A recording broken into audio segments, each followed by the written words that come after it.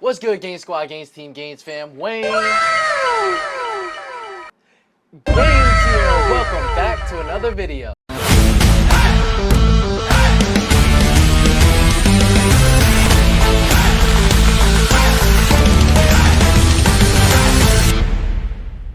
So my last video, we went over a lower body workout, and in this video I figured I'd do another workout, but this time we're gonna go over an upper body workout that I filmed and did last week. Before we get into it, make sure you guys join the Gains fam by subscribing to the channel right now. Press that subscribe button, like the video.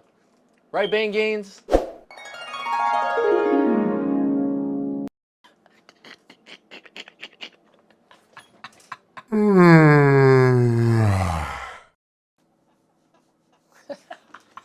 Alright, let's get straight into it.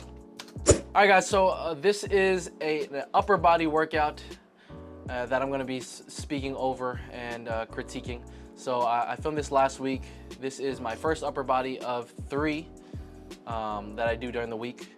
The first movement in this upper body workout is I don't even know what this variation of a row is called, but we're doing a row, and it's an upper back biased row. So the way to kind of determine that is just how, I guess, the way I'm moving. So your typical row, you're kind of pulling straight. In this one, I'm kind of having a slight lean back, emphasizing like a little arch in the upper back, and I'm kind of gripping at a shoulder width distance, and I'm pulling upward, so that way my elbows kind of line up good with the rear delts and the upper back musculature, just to kind of hit that, as opposed to where if the elbows were kind of closer to the torso, that would kind of bias more of the lats, mid back. So yeah, keep in mind whenever you're doing any rowing movement, that's pretty much what's going to determine what part of the back you're working, right? Like your posture, your grip, and more importantly, like where the elbow is moving.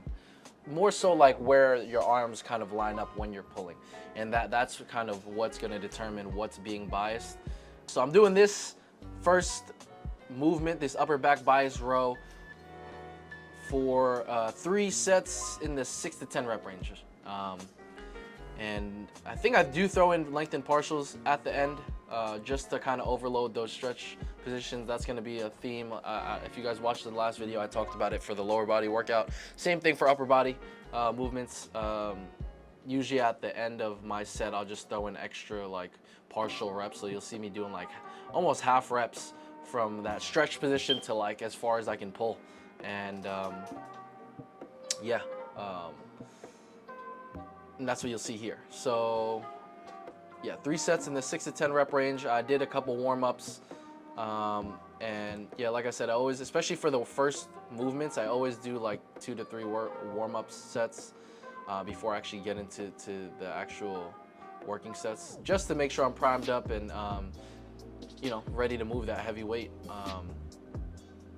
and make sure I'm moving right and everything's feeling proper. So okay, on to the next exercise. So the next exercise of today's workout is the machine cable fly, or not cable fly, I was about to say machine cable fly. It is the machine fly, pec fly.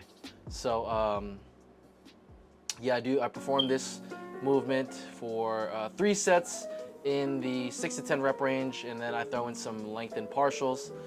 So pretty much you'll see, you know, after I finish the set, you'll see me kind of go from that stretch position to as far as I can till lockout. Obviously I can't fully lock out. That's the whole point of the partial reps, just to overload the stretch position after I finish my set. So quick tip on this. I think one tip I can give you guys for the pec fly is to really just focus on obviously control for every movement. I'm always going to say that, but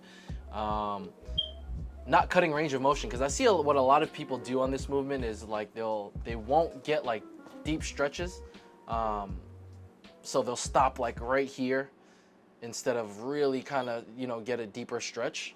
And usually it's just because you go too heavy. So yeah, pick a load where you can get deep stretches and get full range, fully lock out, and more importantly, get that deep stretch in that position. So that's one tip I can give you guys. But yeah, I do this for 3 sets, 6 to 10 reps with lengthened partials till failure, and it felt real good. All right, so next movement here is the single arm dumbbell row. So I performed this movement in for 2 to 3 sets in the 8 to 10 rep range. So a quick tip on the single arm dumbbell row, especially when you're doing it the way I'm doing it off of a bench, which is probably my favorite way to do it, just because I feel I can stabilize a lot better, and I'll kind of explain what I mean in this tip is that the opposing arm is actually working. So don't think that you're just kind of rowing with that one arm and that's the only thing that's working. That opposing arm should be in that knee should really be driving into that bench. And what that's gonna do, I know you can't see it in the video, but I'm really like pushing down into that bench, and what that's going to do is just keep you more stable in your movement, keeping that core tight, and also just pushing that arm and knee into that bench will keep you a lot more stable. And when you're stable, you can produce more force in your movement, which is going to make you a lot stronger, and you're going to be able to control the movement a lot better, which pretty much in the long run, as I'm saying, is going to equal more gains in the long run. So don't think that you know, just because it's a single arm dumbbell row, that's the only arm that's working. Like, we're kind of the opposite arm that's not working is technically still working, because you should be pressing into that bench. So that's just a quick tip, and that's a cue I keep in mind when I'm doing a dumbbell row, as well as obviously always controlling the weights. Do things in a controlled manner always, and that's every movement. And it doesn't have to be super slow, like tempo movements. I know you might see that online a lot. You don't have to do that. I think I don't do that personally. I just try to make sure everything's done in a controlled manner, and I'm not just flailing the weights around. So that's a quick tip for the dumbbell row. Hopefully that helps. Use that next time you do a dumbbell row, just like I did. All right, on to the next movement. So we started with a back workout, then we went on to a chest workout, then we did another back workout, and now we are on to another chest workout, which is the flat dumbbell press. So I do this with the feet up, and I'll tell you the reason why. But we do this movement for 3 sets in the 6 to 10 rep range. So I do it with the feet up for a few reasons, right? I feel like, so there's a quick tip right here. If you guys want to maximize chest development when you're doing the flat dumbbell press, put your feet up. The reason why I do it is because when your feet are down, you use a lot of leg drive. I mean, I don't know how different or how much it plays into a factor in how much chest stimulus you get with the feet up, but I know for me personally, when I put my feet down, I can handle a lot more weight than if my feet are up on the bench. So that's that. I feel like you get a lot more chest stimulus because of that, because you completely take out that leg drive. I don't know how much that's gonna matter, but for me, I feel like I get a lot more chest out of it, and as well as you train the core when you're not that you don't train core when your feet are down, so that's not really a reason, but you do have to use core to stabilize that movement while you're moving when your feet are not down, to stabilize that movement. So I think you get a lot more chest stimulus out of it. That's why I do put my feet up. And yeah, just give it a try your next time you do flat bench and see how you feel about it. Another tip is make sure you go deep. Get deep stretches. I think a lot of people, when they do these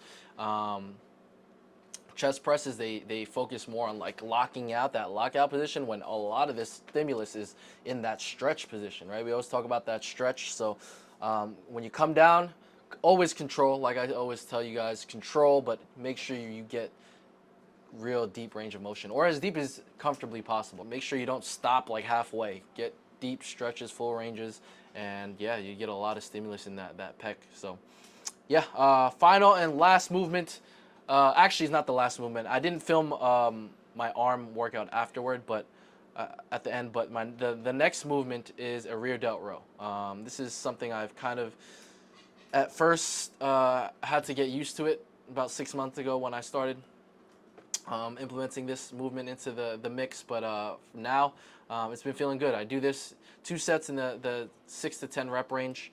And yeah, I don't have too much to say about it just because you know, I'm just getting my strides with that after like 6 to 8 months of just doing it. So, and yeah, that's pretty much it. Like I said, I did tricep extensions at the end, but I didn't film it. So yeah, that's it. I'm gonna leave it here, guys. Hopefully you guys enjoyed this. Hopefully this helped. And yeah, if you guys did not already subscribe to the channel, make sure you guys subscribe to the channel, like this video, and I'll see you guys in the next video. Peace.